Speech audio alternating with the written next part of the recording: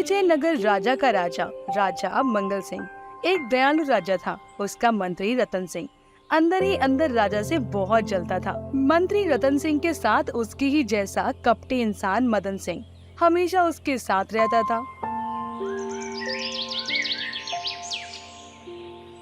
एक दिन रतन सिंह मदन सिंह के साथ विजयनगर के जंगल में एक सुंदर वृक्ष के नीचे खड़ा था।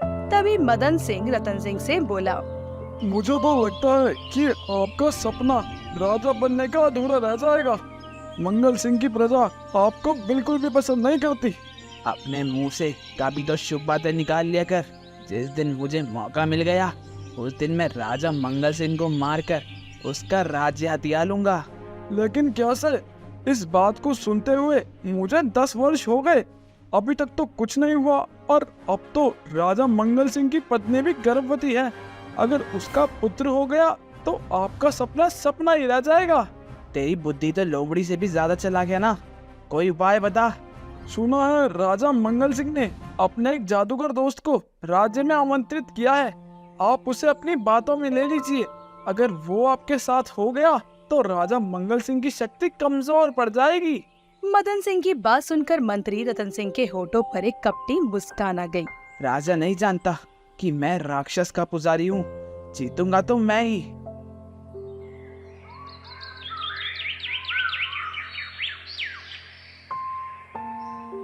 कुछ दिनों के बाद राजा मंगल सिंह की पत्नी रुक्मणी ने एक पुत्र को जन्म दिया। सारे राज्य में खुशी का माहौल व्याप्त हो गया। राजा प्रसन्न होते हुए अपने दास दासियों से बोला, महल में एक बहुत बड़ा समारोह होगा। मैं अपने बच्चों के दोस्त विमल को महल में आमंत्रित करूंगा। विमल एक बहुत बड़ा जादूगर है। उसके जादू का तोड़ आज तक कोई नहीं निकाल सका। तभी मंत्री रतन सिंह अपने साथी मदन सिंह के साथ वहां पर पहुंचा और बोला, पुत्र होने की बहुत बहुत बधाई महाराज, लेकिन आपने अभी तक अपने पुत्र का नाम नहीं रखा। मैं अपने पुत्र को बहादुर बनाऊंगा। उसे युद्ध कला में निपुण कर दूंगा। वो सम्राट बनेगा। इसीलिए मैंने अपने पुत्र का नाम बहादुर सिंह रखा है। सुना है आपने जादूगर विमल को आमंत्रित किया है। हाँ मंत्री रतन सिंह, तुम भी हमारे साथ विजयनगर की सीमा में उसका स्वागत करोगे। इतना बोलकर राजा मंगल सिंह वहां से चला गया। रतन सिंह मुस्कुराता हुआ अपने साथी मदन सिंह से बोला, दुनिया में सबसे बड़ा बेवकूफ ये राजा ही है। वो कैसे मंत्री जी? जिसका दोस्त इतना बड़ा जादूगर हो वो सिर्फ विजयनगर का ही राजा बना हुआ है।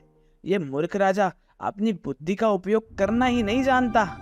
कोई बात नहीं मंत्री जी, एक बार इसका दोस्त विमल अगर तुम्हारे साथ मिल जाए, ये शुभ काम आपके ऊपर ज्यादा शोभा देगा। शाम के वक्त पूरे महल में विजयनगर के वासी जमा थे।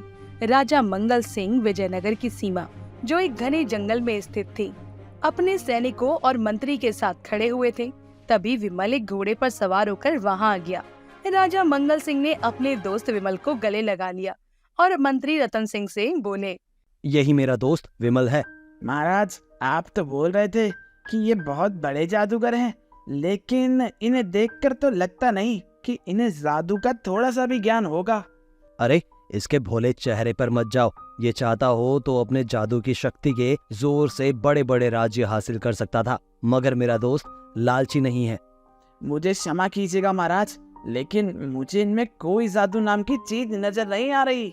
विमल मुस्कुराता हुआ रतन सिंह की ओर देखकर बोला, तुमने मेरा जादू देखा नहीं है। अभी तो मुझे अपना जादू दिखाना ही पड़ेगा, लेकिन सबसे पहले मैं अपने दोस्त के पुत्र को देखना चाहता हूँ। चलो विमल, महल चलते हैं। तभी लोग महल पहुंच गए। महल में राजा के कमरे में जाते ही दासियां राजकुमार बहादुर सिंह को गोद में उठाकर विमल के पास ले आई। विमल ने अपना हाथ जैसे ही राजकुमार के माथे पर रखा, राजकुमार का पूरा शरीर पीली रोशनी से नहा गया। अचानक राजकुमार की आंखें नीली होनी शुरू हो गईं। कुछ देर बाद सामान्य हो गई। ये देखकर मंत्री रतन सिंह हैरत में पड़ गया। ये क्या किया तुमने विमल? मैंने अद्भुत शक्तियाँ राजकुमार के शरीर में डाल दी हैं। मैंने अपनी जादू की शक्ति से इनके दिमाग में युद्ध कला भर दी है और असीम जादू भी। और तो और राजकुमार अब बड़े होकर उड़ भी सकेंगे और इनका मुकाबला बड़ी से बड़ी सेना भी नहीं कर पाएगी। विमल की बात सुनकर रतन सिंह का मंत्री मदन सिंह रतन सिंह के कान में धीरे से बोला, इसने तो राजकुमार के शरीर में जादू की शक्तियाँ डाल दी है। अब क्या होगा? तुम चिंता मत करो, अभी रात बाकी है। रतन सिंह मक्कारी से मुस्कुराता हुआ विमल की ओर देखकर बोला, ये तो राजकुमार जब बड़े हो जाएंगे तभी ही पता चलेगा कि इनके अंदर जादुई शक्तियाँ आई हैं या नहीं। मुझे तो आपका अभी भी जादू देखना है। मैं जानता हूँ कि तुम मेरा जादू क्यों देखना चाहते हो। तो बताइए क्यों? क्योंकि तुम एक बहुत ही महत्वाकांक्षी व्यक्ति हो। बोलो, क्या देखना चाहते हो? क्या आप मुझे हवा में उड़ा सकते हैं? हाँ हाँ, क्यों नहीं। विमल राजा और मंत्री सहित महल के बाहर एक बगीचे में आ गए। बगीचे में आकर विमल ने अपना हाथ घुमाना प्रारंभ कर दिया। हाथ घुमाते ही उसके हाथ में रंग बिरंगी किरणें फूटने लगी और देखते ही देखते बहुत सुंदर कालीन विमल के हाथ में आ गई। विमल ने उस कालीन को जमीन पर बिछा दिया। इस कालीन पर खड़े हो जाओ रतन सिंह। रतन सिंह कालीन पर खड़ा हो गया। कालीन रतन सिंह को लेकर हवा में उड़ गया और वहाँ के चक्कर लगाने लगा। रतन सिंह बुरी तरह से डर गया। मुझे नीचे उतारो विमल, कहीं मैं गिर न जाऊं। घबराओ मत रतन सिंह, ये कालीन तुम्हें गिरने नहीं देगी। इस पर तुम पहली बार खड़े हो, अब से तुम्हारे ही आदेश मानेगी। ये सुनकर रतन सिंह बेहद प्रसन्न हो गया। उसने कालीन की ओर देखकर कहा, मुझे नीचे उतारो। इतना बोलते ही कालीन रतन सिंह को नीचे लेकर आ गया और अपनी सामान्य अवस्था में आ गया। ये कालीन मेरी तरफ से तुम्हारे लिए एक छोटी सी भेंट है। मंत्री, अब तो तुम्हें विश्वास हो गया ना मेरी जादुई कला पर? बिल्कुल, महाराज ने सही कहा था। विमल राजा मंगल सिंह के साथ मुस्कुराता हुआ महल में वापस चला गया। रात के समय विमल राजा मंगल सिंह से कुछ बातचीत कर रहा था कि तभी अचानक रतन सिंह मंगल सिंह के पास पहुंचकर बोला, महाराज की जय हो। अगर आपकी आज्ञा हो तो क्या मैं विमल को आपका महल दिखाने ले जा सकता हूँ? ठीक है मंत्री जी, आज तक विमल ने मेरा महल नहीं देखा। विमल, क्या तुम महल देखना चाहते हो? राजा मंगल सिंह की बात सुनकर विमल मुस्कुराकर उठकर खड़ा हो गया। चलिए मंत्री जी। रतन सिंह विमल को महल के कारागार की ओर ले गया, जहाँ पर कुछ कैदी जेल में बंद थे। ये तुम मुझे कहाँ ले आए मंत्री? इन कैदियों को देख रहे हैं आप?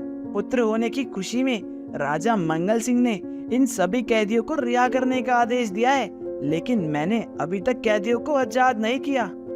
अगर राजा ने इन बेचारे कैदियों को रिहा करने का आदेश दिया है तो तुम्हें इन्हें तुरंत छोड़ देना चाहिए। बस एक जादू मैं अपनी आंखों से देखना चाहता हूँ। अगर आप इस कारागार के ताले को अपने जादू से खोल देते तो फिर मैं आपका लोहा मान जाता। ये तो बहुत मामूली काम है।